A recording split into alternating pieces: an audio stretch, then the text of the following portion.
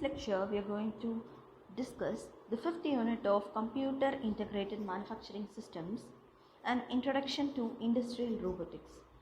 The sections covered in this lecture include robot anatomy and related attributes, robot control systems, end effectors, sensors and robotics, industrial robot applications, robot programming, robot accuracy and repeatability. An industrial robot can be defined as a general-purpose programmable machine possessing certain anthropomorphic characteristics. Why industrial robots are important? Robots can substitute for humans in hazardous work environments like in nuclear reactors or in hilly areas. Consistency and accuracy not attainable by humans. They can be reprogrammed. Most robots are controlled by computers and can therefore be interfaced to other computer systems. Manipulator consists of joints and links. Joints provide relative motion. Links are rigid members between the joints. Various joint types are linear and rotary. There are furthermore joint types which we will be seeing in the following sections. Each joint provides a degree of freedom. Most robots possess 5 or 6 degrees of freedom. Robot manipulator consists of two sections, the body and arm, which is used for positioning the objects within the robot's work volume. Work volume of the robot is nothing but the area which the robot can access. Wrist assembly for orientation of the objects. So here you can see that there is a base, there are three links, link 0, link 1 and link 2, and there are two joints, and there is the end of the arm. So a robot manipulator is a series of joint link combinations. Type of manipulator joints. Translational motion is possible with linear joint and orthogonal type joint. They are represented by the letter L and O respectively. Rotary motion, rotary joint, twisting joint and revolving joint. We will see the pictures of all these joints. Linear joint type L. You can see that the input and output link, they simply transmit linear motion. Orthogonal joint also emphasizes linear motion. Rotary joint. You can see the difference between a rotary joint, twisting joint and a revolving joint. A revolving joint is used in a cylindrical kind of robot. Joint notation scheme, we used the symbols L, O, R, T and V to designate the joint types. For example, if we use one linear joint, one twisting joint and one rotary joint, we will represent the robot as TLR robot. Robot body and arm configurations. Based on the body and arm configurations, the robot are classified into polar coordinate robot, cylindrical robot, Cartesian coordinate robot, joint arm robot, selective compliance assembly robot arm, which is known as SCARA. Function of body and arm assembly is to position an end effector or the gripper or the tool in its space. Polar coordinate robots have one sliding arm and a twisting joint and a rotary joint. The T joint is used in the vertical axis and rotary joint is used in the horizontal axis, and there is a sliding arm. Cylindrical body robot consists of a vertical column relative to which an arm assembly is moved up and down, and that is a twisting joint. The arm can be moved in and out using the linear joints. Cartesian coordinate robot. The notation is LOO, consists of three sliding joints, two of which are orthogonal. Other names include box type robot, rectilinear robot or XYZ robot, as they represent the Cartesian coordinate system. Joint arm robot. It has one twisting joint and two rotary joints. It is simply, you can say, it replicates a human arm. SCARA. SCARA stands for Selectively Compliant Assembly Robot Arm. Similar to joint arm robot, except that vertical axes are used for shoulder and elbow joints to be compliant in horizontal direction for vertical insertion tasks. Wrist configurations. Wrist is the assembly that is attached to the arm. Wrist is used synonymously to the human wrist. End effector is attached to the wrist assembly. Function of the wrist assembly is to orient the end effector. So, there are 2 or 3 degrees of freedom associated with the wrist, which are roll, pitch and yaw. You can see the difference between the 3 degrees of freedom: pitch, roll, and yaw. Typical wrist assembly has 2 or 3 degrees of freedom, and the notation is RRT. One is a twisting joint and the other two are rotary joints. The drive system for a robot may be electric, that is, we use electric motors to actuate individual joints; hydraulic, where we use hydraulic pistons or rotary vane actuators; pneumatic, which are very much used in smaller robots and simple material transfer applications. Robot control systems: you can have a limited sequence control for pick and place robots using mechanical stops to define the position.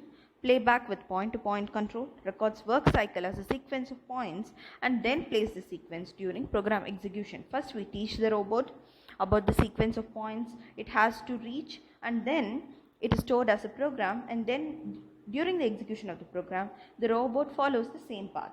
Playback with continuous path control, greater memory capacity and interpolation capability is possible to execute the paths. Intelligent control exhibits behavior that seems intelligent, like it responds to the sensor inputs, makes decisions, communicates with humans. Robot control system, you can see that this is the hierarchical control structure of a robot microcomputer controller. There is a program storage, executive processor and computation processor. There are several joints to which the executive processor is going to give its instructions. End effectors, the special tooling for a robot that enables it to perform the specific task. It is like the fingers of your hands. It may be grippers or tools. If we use grippers, it is used to grasp the object like our fingers do. If we are going to fit tools, then they are going to perform a process like welding, spray painting. If it is welding, we will place a welding gun.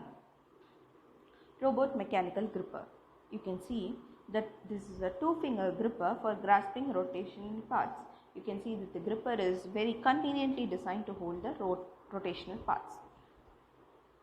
So advantages in mechanical grippers: they are dual grippers, interchangeable fingers, they can provide sensory feedback. Multiple fingered gripper is there. Standard gripper products to reduce the amount of custom design required. So all these mean that the end effectors can be customized to our operational requirement.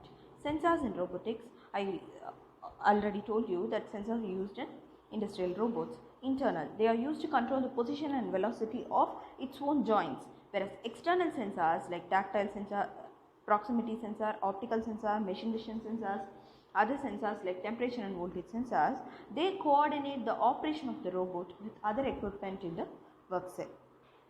General characteristics of industrial work situations: hazardous work environment, repetitive work cycle, difficult handling, multi-shift operations, infrequent changeovers, part position and orientation or established in the work cell. In all these cases, we can go for the application of robot.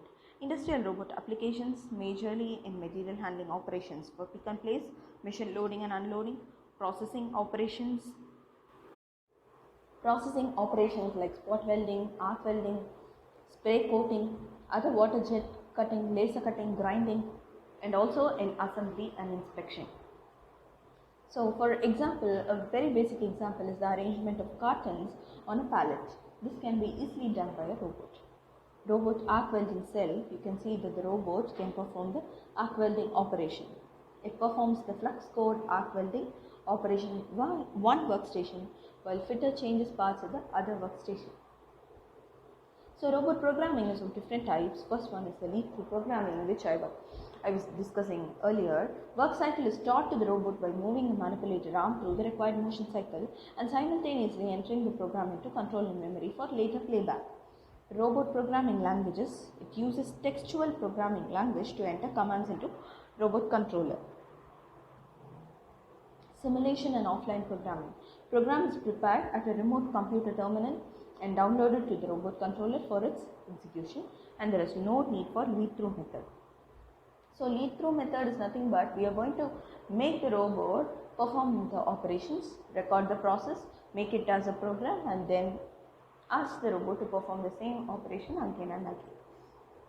Lead-through programming, as I told you, there are different two types, power lead-through and manual lead-through. So power lead-through is used for point-to-point controls. Manual lead-through is convenient for continuous path control robots. So this is the T pendant for the powered lead-through programming. This is very similar to a remote which you use in a remote controlled car, toy car I mean. Lead-through programming advantages can be readily learned by shop personnel. A logical way to teach a robot does not require knowledge of programming. Disadvantages: regular production must be interrupted to program the robot. Limited program logic capability, not readily compatible with modern computer-based technologies. So textual programming is there. They have enhanced sensor capabilities, improved output capabilities, program logic not provided in lead-through methods. So these textual programming languages were needed. So there are two kinds of coordinate system. World coordinate system, which is based on the base. The base is considered to be the center for coordinating. So XY system, XYZ system. Ends of arm move parallel to the world axis. Such a system is called as world coordinate system. Whereas a tool coordinate system, the moves are relative to the axis system defined by the tool orientation. Based on the tool orientation, if we specify the axis, then it is called as tool coordinate system. So this is a simple example of textual programming for a robot, where the robot moves, approaches the path, picks up the path, then it departs and follows a path to reach another point. The speed is also specified. So even sensor commands can be given. The robot can be asked to wait for 20 seconds, or the signal can be made to switch on after 10 seconds or off after 5 seconds. So all these are possible. Gripper commands. The gripper can be commanded to open and close, how much it should close, how much the object dimension is. All these can be controlled through programming. So simulation and offline programming. This is actually done at a remote place, and then it is transferred to the robot controller. Robot accuracy and repeatability. Three terms are used to define precision in robotics, which is very similar to the numeric control precision. Control resolution. Control resolution is nothing but the capability of the robot's positioning system to divide the motion range of each joint into closely spaced joints. So that is control resolution. Accuracy is nothing but the capability of the robot to position the wrist at the desired location in the workspace given the limits of the robot control resolution. That is how accurately the robot arm is able to position itself in the required place. That is accuracy. The repeatability is the capability to position the wrist at the previous start point in the workspace. So repeatability is nothing but the robot's ability to move the arm and place it at a place where it was taught to keep already. So in the first step, if you are teaching the robot to place its arm at a position and the robot is able to perform the same task again and again, then it has good repeatability. So these are the major terms used to define the precision in robotics. So with this we come to the end of Unit 5. I hope you all had a good idea about industrial robots. Thank you.